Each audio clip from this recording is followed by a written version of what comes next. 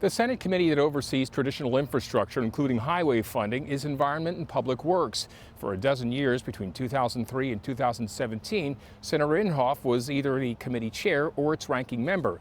His opposite for much of that time was California Senator Barbara Boxer. I can't even explain to you how different we are on our views. Boxer on the left, Inhofe on the right. Top three most conservative, and Barbara Boxer would be in the top three most liberal. It was an unlikely partnership that worked. Because we were very honest with one another, we found what I call the sweet spot of legislation. The senator from California is recognized. Barbara Boxer retired in 2017, but looks back fondly on her work with Senator Inhofe, recalling an early conversation where he shared his view on Congress's responsibilities. The Constitution says two main things that we do. One is the military. The military and transportation. And so I said, okay, I'll take it. Let's work on transportation. And they did, passing several major highway bills together, water infrastructure improvements, and more. They had disagreements. Climate change legislation was basically off limits, but they say they worked around their differences and didn't let it get personal. I think there's a message there for everybody. We proved that you could find someone who's your polar opposite and still get things done, but it takes work and respect. We got things done because we really worked close together and had a genuine love for each other. More people ought to be doing things like that. In our Washington bureau, I'm Oklahoma's own Alex Cameron. When you saw those missiles and heard those explosions, Andriana Zamoisla was in Kyiv on February 24th, awake at 4 a.m. when Russia fired its first missiles. And I've seen the first explosions. This was the moment that I understood that the war actually started. Zamoisla was there with CBS News and spent the next week helping document the devastation by day, listening for incoming rounds by night, and developing very specific feelings toward Russia. Determination mixed with the feeling of hate, strong hate. She says those feelings only intensified when Russian airstrikes destroyed a military training base in far west Ukraine. I worked for more than 40 years there. And I've lost many friends and people I knew. It was at that base where the Oklahoma Guard conducted training in 2017. Zamoisla was one of the on-base interpreters and feels the training has made a real difference. That is one of the main reasons why Ukrainian army has much less losses and victims on the battlefield than Russia does. Zamoisla says Vladimir Putin not only miscalculated the fighting ability of the Ukrainian army, he grossly underestimated the will of the Ukrainian people. All the people are just have a common goal to repel the Russian aggression. It would be nice, she says, if NATO would help Ukraine protect its airspace. Otherwise, she has little faith that peace talks will actually bring peace, and the alternative is a prolonged and deadly war. Too many civilians are dying, and this is like too big price to pay. Now, Zamoisla was in neighboring Romania when we spoke today. She's still traveling back and forth to Ukraine, working with foreign journalists who are covering the war. From our Washington bureau, I'm Oklahoma's own Alex Cameron. Well, it's not Hall of Fame Stadium in Oklahoma City, but it's right here in the shadow of the United States Capitol, and it's softball that would make every Oklahoman proud. 1, 2, 3, Oklahoma! Yes, the team is the Oklahoma Runs, and in the first inning of their game against Pennsylvania Senator Pat Toomey's Hit It To Me squad, Rick Berger did not hit it to them. He hit an Oklahoma run. Berger works with Senator Inhofe on the Senate Armed Services Committee. In fact, everyone on the team works for a member of the state's delegation, or did at one point. Taylor right and Channing at catcher. Miranda Dabney from Congressman Hearn's office is the team's de facto manager and attitude adjuster. Our team, we're very focused on fun first and focusing on winning second. I've never played softball before. I grew up playing basketball, but I'm having so much fun. And in the unrelenting grind of Capitol Hill, these Thursday night games can be a much-needed release. For the fun, but I think, like everyone from Oklahoma, I'm naturally competitive, so it turns into a competitive thing. So, how did the young woman from Tahlequah earn the role of starting pitcher? I have no idea. Some on the team are happy to stay on the sidelines. I'm typically the third base coach. I just wanted to send people home. I'm trying to get us some runs. And doing a darn good job. The setting is hard to beat. Another former Inhofe staffer, Airman Dan Holder, brings his entire family to the games. Playing on the mall in front of the Capitol, and that's one of the great things that we're able to do, and I want them to experience it.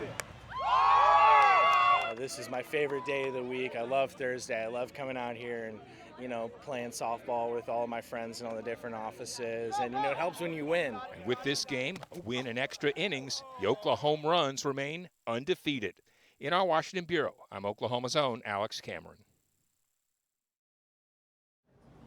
The law had overwhelming bipartisan support in Congress and represents a major win for veterans, the most significant increase in their benefits in decades. I'd like to thank every member of Congress who supported and voted for the PACT Act. For Danielle Robinson, today's ceremony was personal, with the bill named for her late husband, Sergeant First Class Heath Robinson, who faced his biggest battle 10 years after returning from Iraq. A terminal stage 4 lung cancer diagnosis due to toxic exposure from a burn pit in Baghdad. I think now I can grieve his loss. Sergeant Robinson's mother-in-law, Susan Zier, says the family's been too busy advocating for changes in the law to properly mourn. Heath asked me to promise that I would continue telling his story in order to get the help out there to the other veterans who are sick and dying and being denied by the VA. The VA has denied about 70% of claims related to toxic burn pit exposure in Iraq and Afghanistan,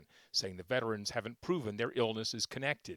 They don't have to fight anymore to prove that. Iraq War veteran and Fort Worth Councilwoman Elizabeth Beck has had her own exposure-related health issues. She says the law's presumption of a connection between exposure and illness is based in science and reflects an understanding of the true cost of war. And then it's not just the lives that we lose during the battle, but it's those that we lose coming home, whether that be to suicide or illness. And so this is just another step in making sure that we take care of those that took care of us. This is a good day. It's a really good day. Officials with the VA say they know this means more work for them, but they say they're ready. These veterans will get the care and benefits they deserve. At the White House, I'm Oklahoma's own Alex Cameron. Well, this memorial opened to the public on Veterans Day 2 years ago, but because of COVID, the formal dedication ceremony was postponed until now.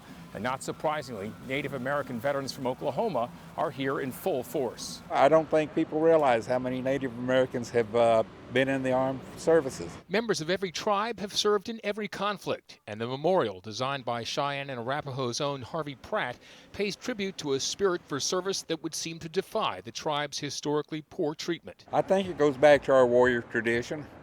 We have to prove ourselves to ourselves and also to our members of our tribe. John Williams is one of 21 Osage Nation veterans who rode 24 hours on a bus to attend tomorrow's ceremony. The Osage have their own Veterans Memorial, but this, they say, is different. This is the first time in history that the U.S. government is recognizing the Native Americans. I think it's very noteworthy, and I think it's very important and worth the trip here. Dina Cosby served in the National Guard and now works for the Osage Nation, which paid for all the veterans to make the trip. Whenever our people speak and say that something's important to them, and we have a lot of veterans. We walked right into the ambush, head on. Vietnam veterans like Tom Warner, who served in the 1st Battalion, 9th Marines, the so-called Walking Dead. Warner was hit in the leg, neck, and back by a rocket-propelled grenade and very nearly died himself. This helicopter came out of nowhere. He was like an angel. 53 years later, Warner will join fellow veterans, fellow Native Americans Friday for a well-deserved thank you. God bless America, and God bless the Native people and veterans. In our Washington Bureau, I'm Oklahoma's own Alex Cameron.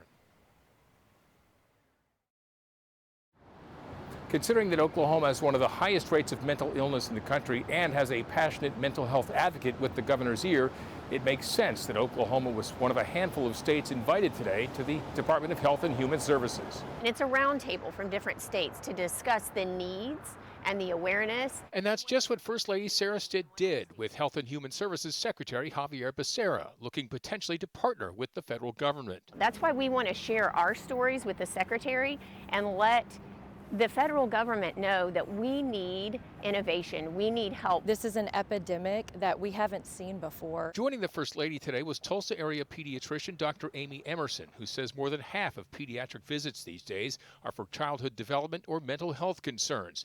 The good news, she says, is that the issue is now very much in the open. We're removing the blinders. We are also removing the stigma that has for a long time surrounded mental health and wellness. Emerson says the pandemic helped speed that up, but it's also why the state is so short on clinicians. She was excited to learn today what other states are doing. We will hear great ideas, and we will be able to take home some of these ideas and immediately put them into practice in our state. I really feel passionately about this, coming from a family that struggled not only with addiction, but really severe mental health issues. This is important to me because I know how difficult it is to break out of those cycles.